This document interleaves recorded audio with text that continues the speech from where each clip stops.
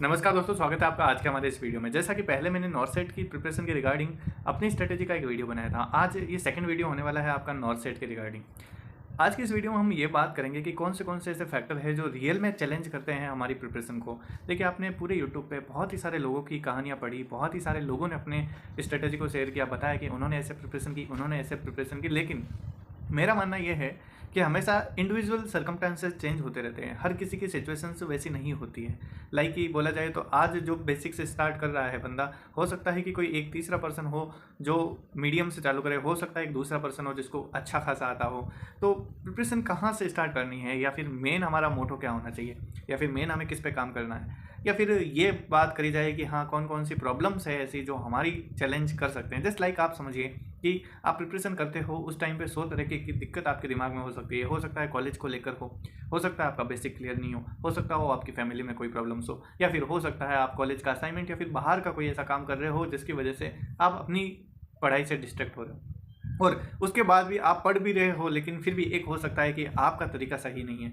तो इसी पर हम चर्चा करेंगे और इसी के रिगार्डिंग समझेंगे कि रियल के अंदर हमें नॉर्थ सेट या फिर किसी भी ऐसे नर्सिंग ऑफिसर की एग्ज़ाम की तैयारी करनी जो अच्छा हो, रेपुटेटेड हो, और जहाँ पे सीट्स कम होती हो, कंपटीशन ज़्यादा हो, थोड़ा टफ लगता हो, तो वहाँ पे हमें क्या करना चाहिए। सो नमस्कार, अगेन स्वागत है आपका आज के हमारे इस वीडियो में। जो भी लोग नॉर्थ सेट या फिर किसी भी एग्ज़ाम की तैयारी कर रहे हैं, नर्सिंग एग्ज़ाम की तैयारी कर रहे हैं, वो इस वीडियो को जरूर देखें, उन्हें समझ में आएगा। और पिछले वीडियो को आपने इतना ज़्यादा प्यार दिया उसके लिए बहुत ही ज़्यादा धन्यवाद। चलिए तो समझते हैं वन बाय वन की किस तरीके से हमें क्या क्या चीज़ें हैं जो हम फेस करते हैं। देखिए, सबसे बड़ी जो चीज़ है वो ये होती है कि हम ना कॉलेज लाइफ के अंदर इतना अच्छे से नहीं पढ़ते हैं। हर कोई इंसान ऐसा होता है जो बेसिक से ही तैयार करता है। अब ये आप चीज़ भूल जाइए कि आपको कुछ नहीं आता, या फिर आप ये भी भूल जाइए कि आपको बहुत कुछ आता है। हमेशा आप जब भी अपनी तैयारी चालू करो, आप कोई भी अगर कोचिंग लेते हो, वो लोग हमेशा आपको इसी हिसाब से पढ़ाते हैं कि आपको कुछ नहीं आता है, ठीक है। या फिर देखिए, एक और सवाल हर बार रहता है कि हमें कौन सी कोचिंग लेनी चाहिए, या फिर किसी को आप फॉलोअप कर रहे हो। जैसे मैंने अपना जब वीडियो बनाया था तो मेरा मोटो बिल्कुल ही नहीं था कि मैं किसी पर्टिकुलर कोचिंग को प्रमोट करूं, क्योंकि सिर्फ मेरी ही कोचिंग से सेलेक्ट होने वाले बंदे नहीं थे, या जहां से मैंने किया था वहीं से सारे सिलेक्शन नहीं निकले।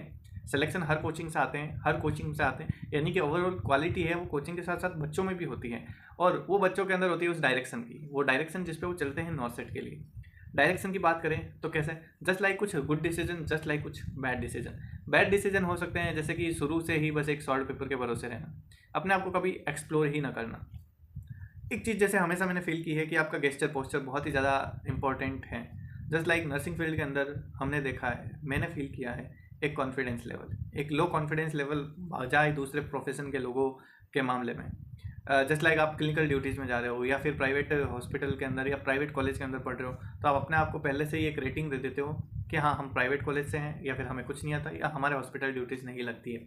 देखिए, सर्वगुण संपन्न कॉलेज आपको नर्सिंग के अंदर कभी नहीं मिल सकता, इवन MBBS में भी नहीं मिलते हैं। जो क्वालिटीज़ बनती है वो आपसे ही बनती है, आप चीज़ों को किस प्रकार से लर्न करते हो। मैंने अपने बहुत ही सारे ऐसे प्यारे प्यारे जूनियर्स देखे हैं, मेरी पर्सनली भी काफ़ी ऐसे बच्चों से बात होती है जिनके अंदर क्यूरियोसिटी रहती है लर्न करने की, किसी भी चीज़ को वो सीखना चाहते हैं।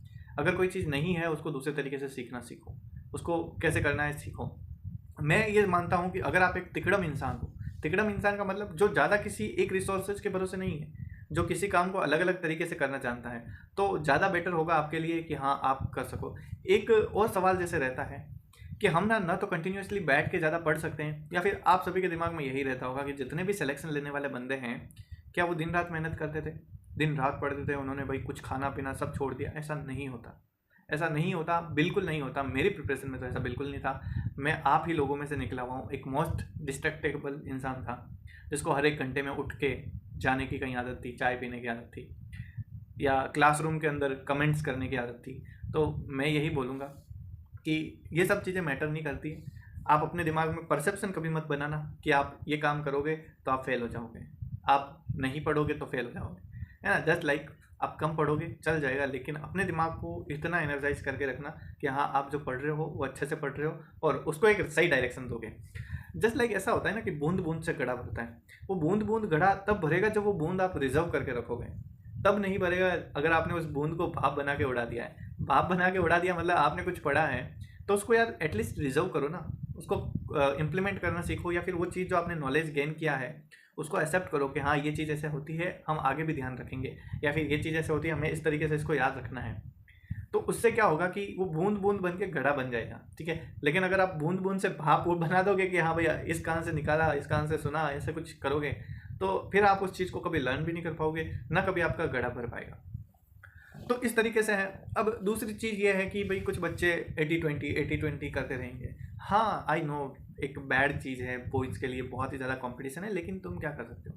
क्या गाली देने से या क्रिटिसाइज़ करने से कुछ हो जाएगा? ठीक है, मैं तो ये बोलता हूँ, मैं तो खूब बोलता हूँ, खूब कमेंट्स करता हूँ 80-20 पे। जब भी मेरे दोस्तों के साथ बैठता हूँ मैं गॉसिप्स करता हूँ, जब भी मेरे फीमेल फ्रेंड्स के साथ बैठता हूँ मैं उनको अरे यार तुम तो 80% में ये हो, वट एवर। बट वो सारी चीज़ें दूसरी तरफ हैं, मजाक मस्ती दूसरी तरफ है, आपकी पढ़ाई, आपकी कंसिस्टेंसी और आपका प्लान एक तरफ है। You have to be multi dynamic, like कि आप दोनों ही चीज़ें कर सकते हो।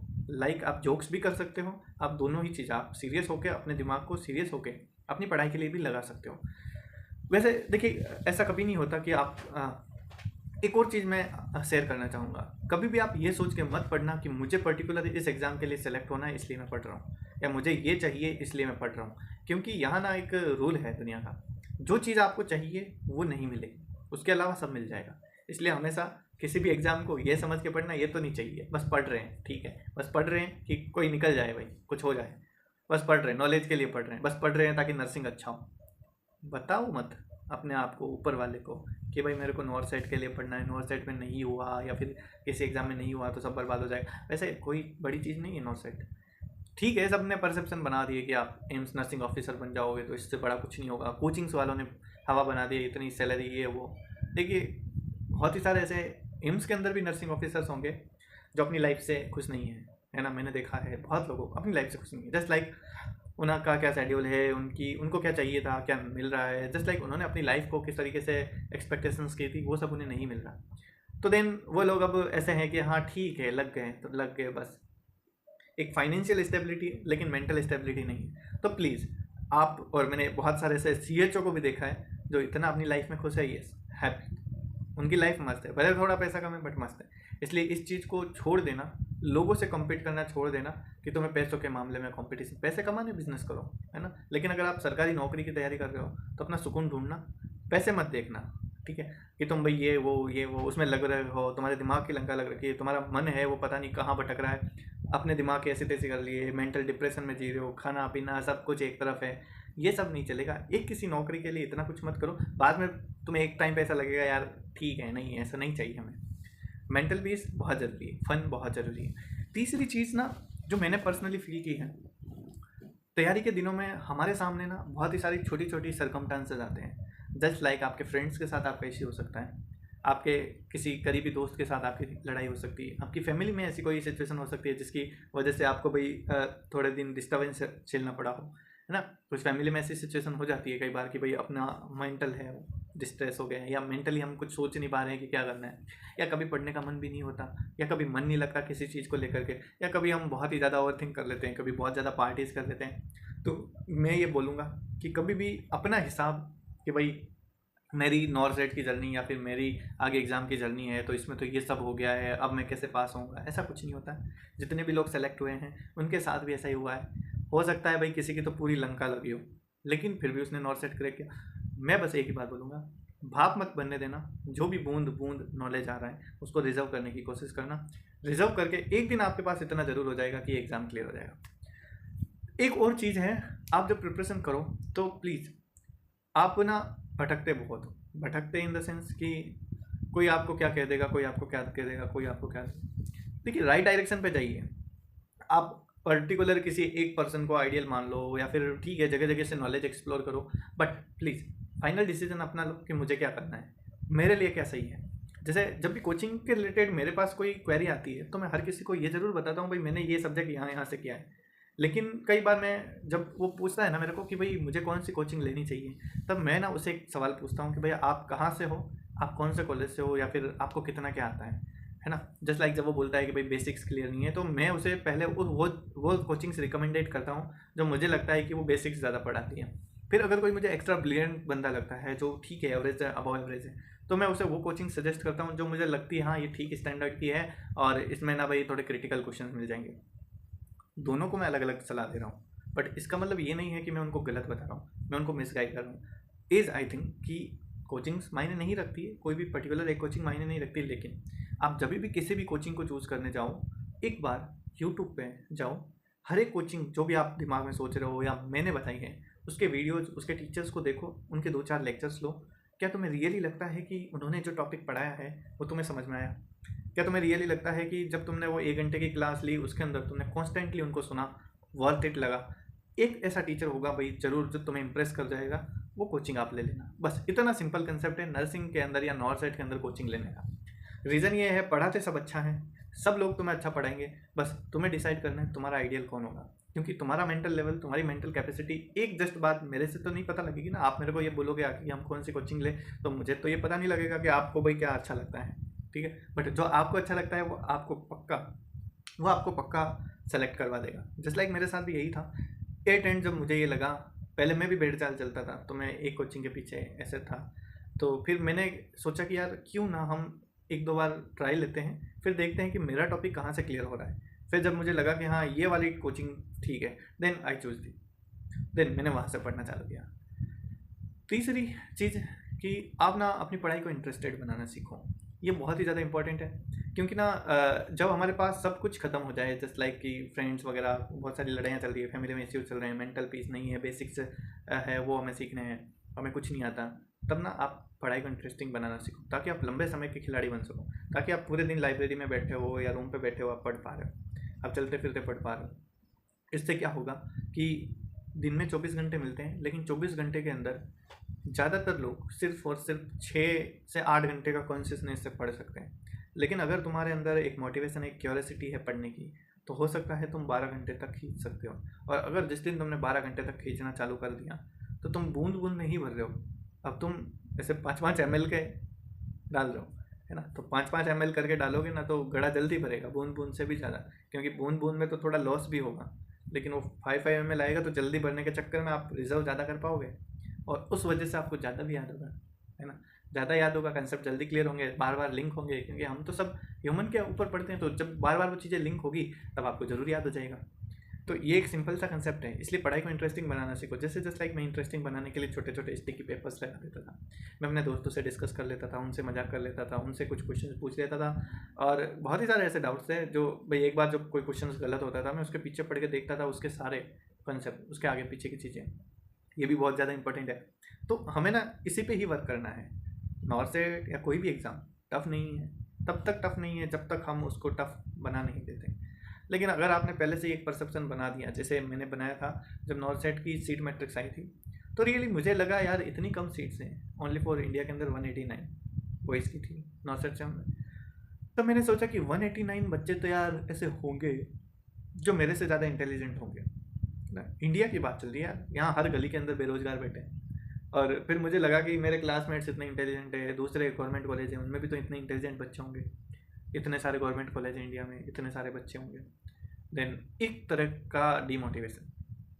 ये ठीक वैसा ही था जब मैं कोटा के अंदर था। और कोटा के अंदर जब बच्चों की छुट्टी होती है ना, तब ऐसे 10-10 हज़ार बच्चे रोड पे निकलते हुए दिखते हैं, तब सबको देख के लगता है यार जिस सपने के पीछे हम भाग रहे हैं वो सब भी उसी के ही पीछे भाग रहे हैं। तो सेम एज लाइक कि जिस चीज़ या जिस सीट के पीछे हम भाग रहे हैं सब उसी के पीछे भाग रहे हैं, तो इस दौड़ में हम आगे कैसे निकलेंगे, इस दौड़ में हम अच्छा कैसे करेंगे। तो वो चीज़ नहीं रखनी है। मैं आपको यही बोलूँगा, आप हमेशा अपने आप से कंपटीशन करना। कोई टॉपिक के अंदर आपको क्या आता है, आपको क्या नहीं आता है, वही डिसाइड करना।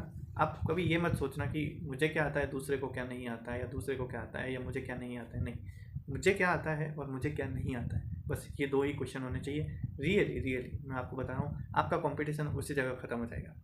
रियली आपकी जेलसी उसी जगह ख़त्म हो जाएगी। जेलसी से मुझे एक और चीज़ याद आई, जब आप प्रिपरेशन करोगे तो आपके आसपास में ऐसे खूब सारे मनहूस लोग होंगे जो आपको डिमोटिवेट करेंगे, जो आपको नेगेटिवली रीइंफोर्स करेंगे चीज़ों के लिए कि भाई तेरा नहीं हो सकता, या फिर ये वो ब्ला ब्ला जो भी। मेरे साथ भी ऐसा था, मैंने भी बहुत सारे नेगेटिव लोग फेस किए। लेकिन मैं आपको यही बोलूँगा, बहुत सारे जेलस लोग होंगे, आपकी थोड़ी सी सक्सेस होगी वो जलने लग जाएंगे। मैं आपको यही बोलूँगा कि उनके लिए आपकी सक्सेस से बड़ा कोई भी वो नहीं है जवाब, है ना। और दूसरी चीज़ हमेशा ध्यान रखना, ना तो उनसे फाइट करो, ना उनसे आर्गूमेंट करो, बस अपना तुम काम करो, अपना डिसीजन लेना, उनके डिसीजन के हिसाब से मत चलना। तुम्हें जो पसंद है वो करना फिर ऐसे मामले, क्योंकि वो तुम्हारी भलाई के लिए सोच नहीं सकते, तुम ही हो जो अपनी भलाई के लिए सोचोगे। ये चीज़ है। तो अब हम चलिए, ये थोड़ी हमने इनफॉर्मल बातें की नॉर्सेट के रिगार्डिंग, ठीक है। अगर आप चाहते हो कि हम फॉर्मल बातें भी करें इस पर, तो आप कमेंट्स कीजिए कि हम एक नया फॉर्मल प्लान, नया फॉर्मल लेआउट नेक्स्ट नॉर्सेट के लिए बनाएं, ताकि हमारी प्रिपरेशन में थोड़ी सी अच्छी चीज़ें हो। आई होप आपको ये वीडियो पसंद आया होगा। ये वीडियो सचमुच बहुत ज़्यादा ज़रूरी है इस चीज़ के लिए कि आप में क्लियरिटी आए कि आप सोच किस हिसाब से रहे हो, तो आप बनोगे भी उसी हिसाब से। Okay, thank you.